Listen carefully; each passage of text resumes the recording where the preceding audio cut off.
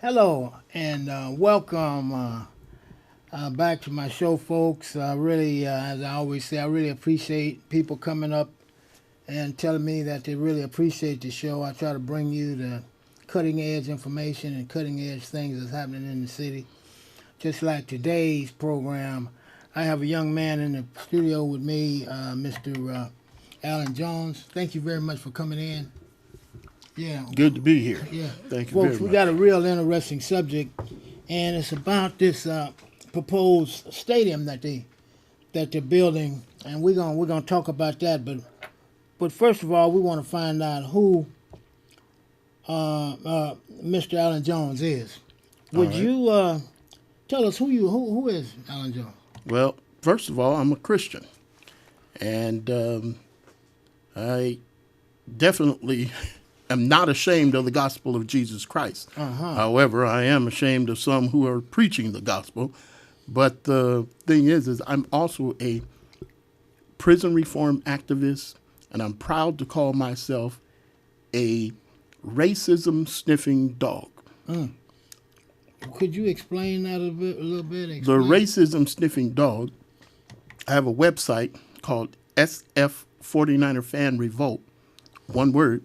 And what it is it documents racism in the city of San Francisco over the last 5 years, and it's full. And it documents it and Well, first, it's could you explain?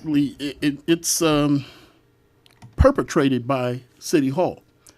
I'm a longtime resident of San Francisco, and I have seen an awful lot of generosity and caring from the people of San Francisco, but I can't say the same about City Hall.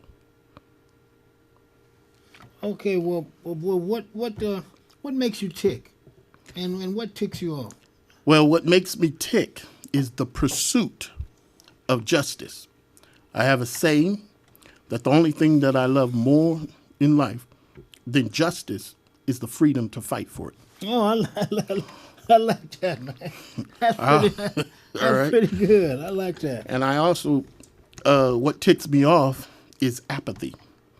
And there's another saying that I have with that. Apathy is the greatest sin committed against democracy. And I believe that because a lot of people have had an "oh, I don't care" attitude, we've caused more problems uh, in today's society, and it has impacted the black community more than others, as I have seen here in San Francisco. I mean, well, people been wrong for so long. A lot of people they say, "What's the use?" Or what can I do? You know what I'm just one person. What can I do now? What's I don't have that feeling, but for those who have that feeling, what would you say to them? Far as doing something about it, Right, right. uh, What would I mean? A person who say, "Well, it's been like that for so long." I well, mean, that's that apathy. yeah, That's that's that true. sitting back where you feel that you can't do nothing. But Right. so can you? I Well, mean, first of all, how it started with me was I became a Bible study teacher at the juvenile hall in 1983. And for 10 years, I had that. But before then, I did not know that there were teenage murderers. And so, I walked into a facility and I saw a bunch of what I would describe as candy thieves. But they were in there for murder, rape, and really strong, serious crimes. And my volunteering is what delivered me from apathy. go ahead, continue. And so, with that, that started my activism in prison reform. But I went on to doing other things, and I was so outraged by what I saw as the treatment of black people in San Francisco that I had to do something about it. And at the time, the only thing that I knew to do about it was to document it. And as I documented it, it got more and more and more, and I got some more disturbing issues.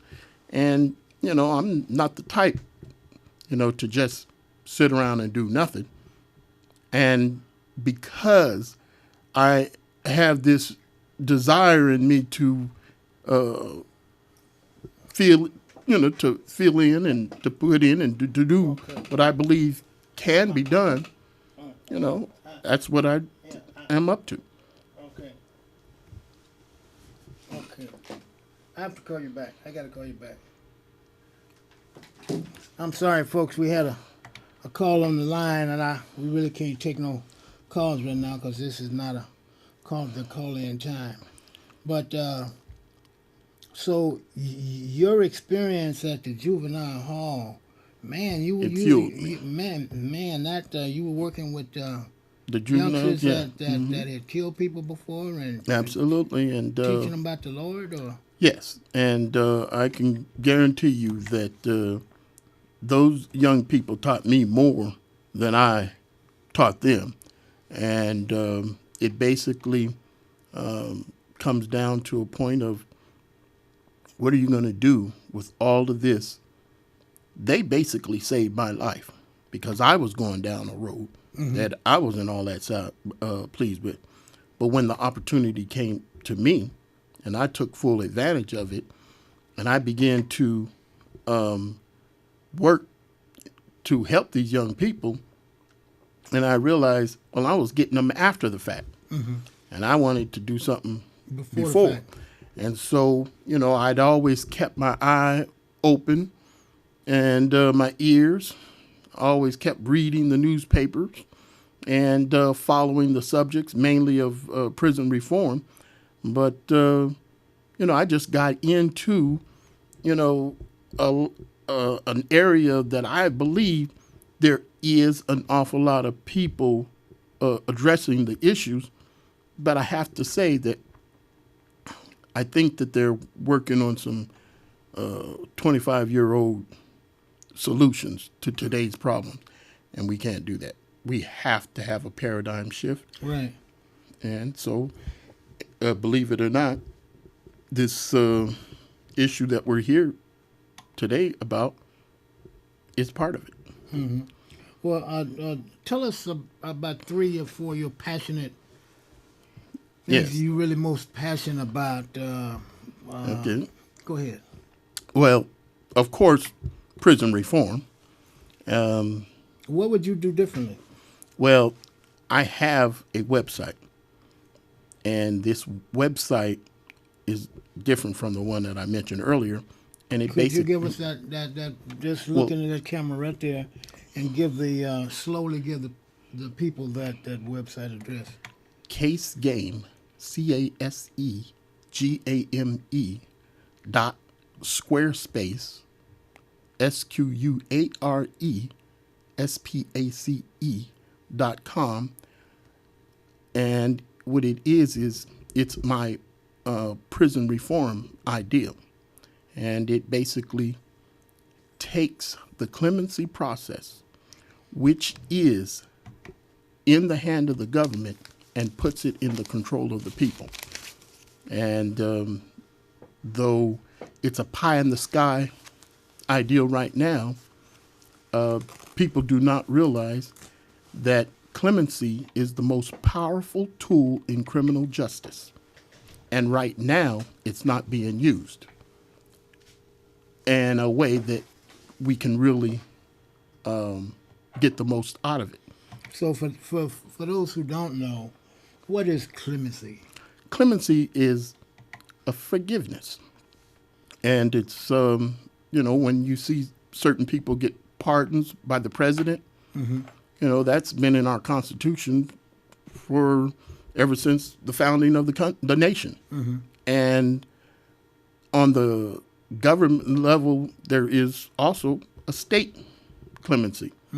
And so it's like a pardon. Yes, it's a pardon. Like when the president pardons somebody, yes, he's giving them clemency. Is that absolutely? Right? Yes. Okay. and there's all commutation is a part of it, but it's basically lowering one sentence. And I'm saying that if you follow some of the issues of how it's been used, people don't realize this, but former President Bill Clinton pardoned his own brother, and he pardoned a billionaire friend. Mm-hmm. Well, that's not the way you use clemency, and so I'm saying that I created something that will change that to where the average person, well screened and, competent, will be able to make a better judgment on who should be released from prison. Tell us about your education. What have you? Well, there's not much there. I graduated from high school in San Francisco in 1975 and barely graduated.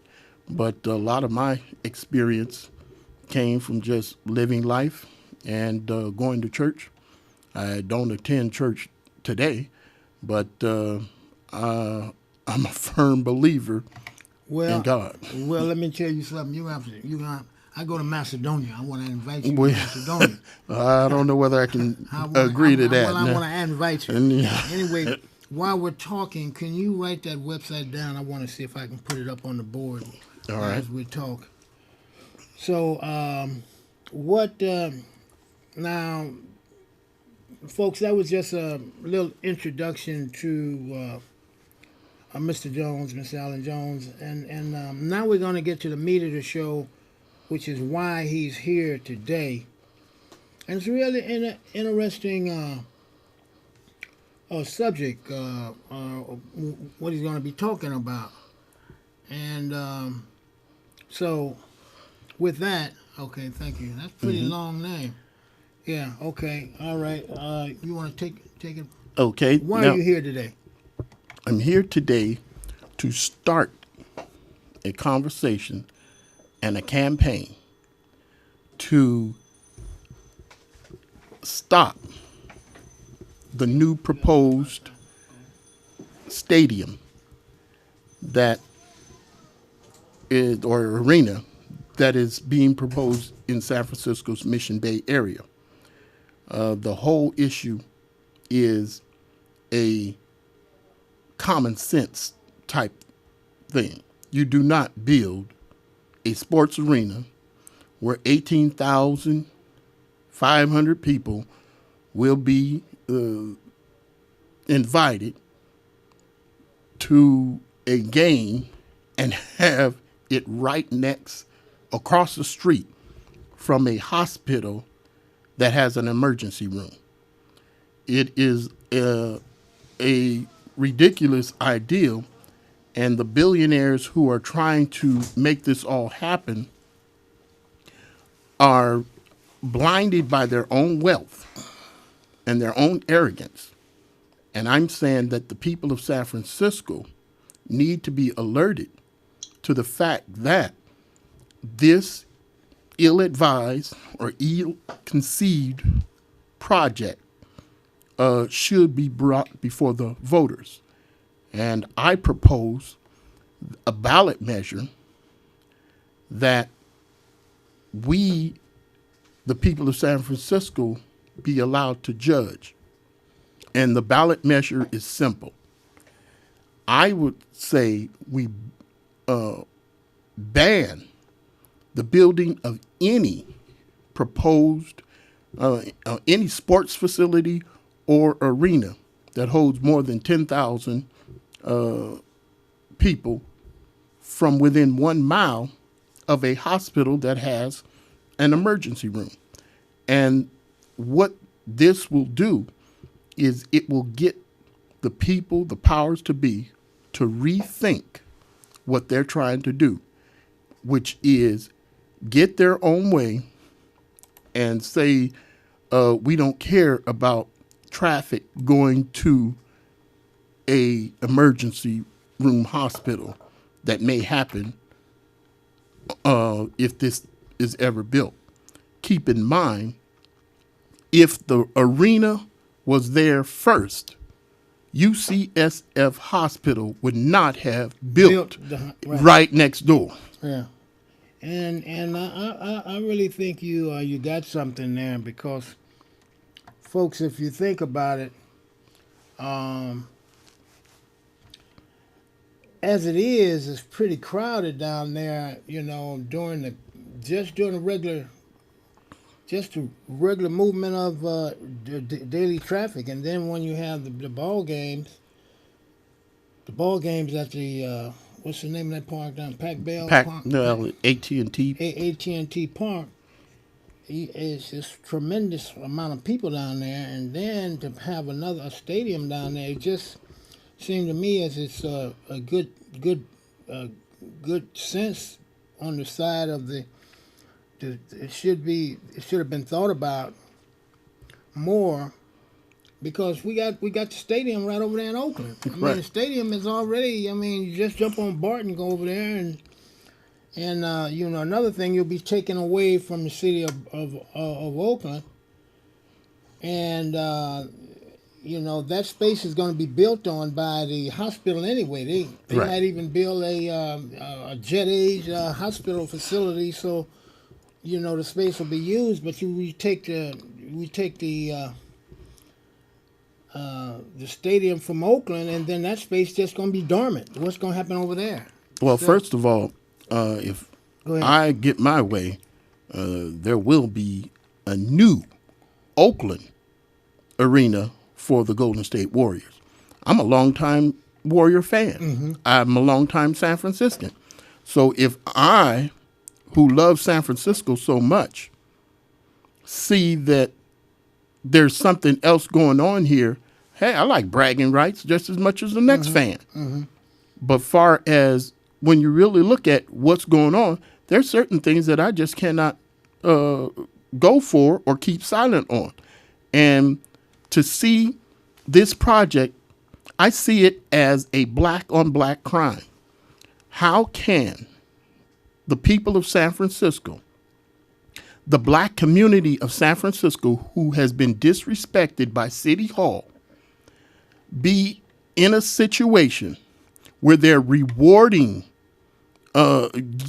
rewarded for their disrespect of the black community in San Francisco, dwindling as it is, by giving them the Golden State Warriors, but you're taking it from another black community in Oakland. That is so disrespectful, and I say that no self-respecting black person would put up with something like that.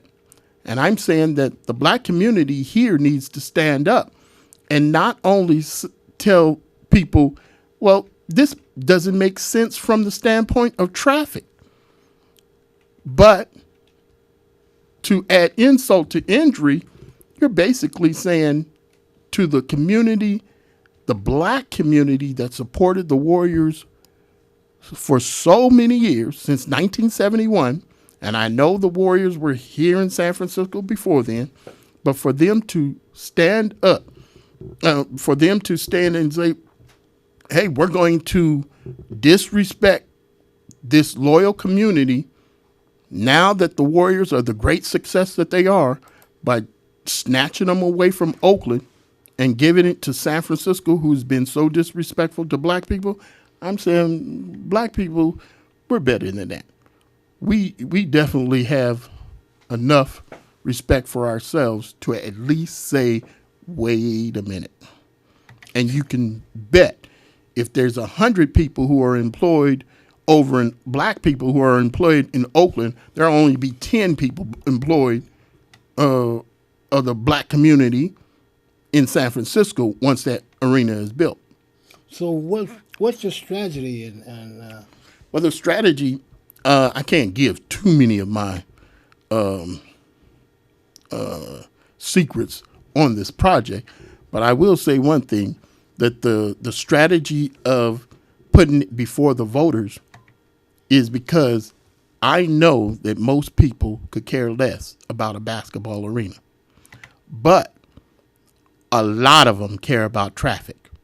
And I'm saying that the strategy is that I say you drive down 3rd Street today to 16th, or you drive from Potrero to 3rd Street today, to do it today. and you judge for yourself the traffic, and just imagine it a few years from now with that stadium. It's just not possible. And there has been a $60 million statement of, well, we're just going to alleviate the traffic by adding extra officers. Well, that's so silly. It's not going to happen. And people need to realize that no matter how much money you throw at alleviating traffic for this project, I'm saying that it's just a bunch of rich people trying to throw money at something just to get their way, and we should all say no. Now, along with that too, man, it seems like for that to happen, if you think about it, folks, if you think about it, that building that stadium here is really eliminating jobs, because if you have all those jobs where the stadium is now, and if they spend that money to redo the stadium and the surroundings where it is, then you have the power structures that be here in the city that's gonna want to remodel that medical center. What is that? UCSF is a new hospital it's a right new across the hospital. street. Then they want to build all the new modern things that go with that. That'll be creating more jobs, so we'd have more jobs in both places. So instead of taking the stadium from one place and leaving that place desolate, with no, because, what other team is going to take over the, There won't be one. so all of those jobs will be gone. Instead of fixing that up and leaving it there, keeping all those people employed. Because right across the bay, I mean, all you got to do is jump on BART. So I think you have a really, really valid point. Now, I like your strategy, and well, how can the tell us how can the black community or any other community help? Well, first of all, they can help by staying aware of the process that's going on in this project. Right now, it is billionaires versus billionaires. There are some billionaires in court trying to stop this project. But I'm saying that the billionaires who bought the land for $280 million at least, they're going to win out in the end. And I'm saying that the black community, in a fight of billionaires versus billionaires, we can be, as Byron Rustin said, we can be the angelic troublemakers to stop this project and make people think, wait a minute, you're talking about two different communities, and you're trying to just get your way and say that the hell with these communities. And I'm saying that all over the country, sports franchises have been using and abusing diehard fans. And I'm saying that we need to stop that. Right. I feel the same way, and I have never realized how a owner could just take his team and leave. Now you got this whole community that's been roaring and spending money on you for years and years and years. You got everybody as a fan, and now if you decide, since you got the money, you want to move your team. Seems like that's not the way it should be. Well, first of all, I myself, I don't object to any franchise owners from moving their team wherever they want to. Hold on, but the way it is how you do it is the issue that irks me. Okay. Because if you're losing money, of course you should be allowed to move it. But Oakland is not losing. The Golden State Warriors aren't losing one penny in Oakland. So why do you want to move to San Francisco? The grass is not always greener. And I'm saying that the situation that we are in today, we have one final point that I think should be made, and that is to address those who want the arena to come here. And to those people, I would say, picture this. The Warriors and the Cleveland Cavaliers are playing. It's the 7th game in the finals. And 5 seconds are left. The Warriors call a timeout, and they're down by 1 point. And during the timeout, you hear your daughter scream, "Daddy, Daddy, Daddy," and she's crying. Are you going to tell your daughter, wait until after the game? No. What you're going to do is you're going to race in and attend to your daughter, meaning race in and attend to something more important. Right. And I'm saying to those who want the Warriors to come from Oakland to San Francisco, all I'm saying is there's something more important screaming from the black community. And do you support the black community of both Oakland and San Francisco enough to say, wait a minute, there's something more important here? I say there is. Man, thank you so much for coming All in right. today. Folks, we're going to have him back in the weeks coming. Any closing words you want to tell the audience? Just look in the camera, Tom. Well, I'm just looking forward to finding a law firm to help me get this rolling. And I honestly have an awful lot of energy. I just need people who are more connected politically in the ballot process to help me. And I know I will find some people because there's an awful lot of good people who have common sense, and they just do not like to be pushed around by rich folks. And again, folks, that website is corrected now. It's you want to just repeat that again? Casegame.squarespace.com, and it's my prison reform website. But you can get a hold of me by looking on there and finding out prison reform issues and all the other things that are dear to my heart right now. Thank you very much.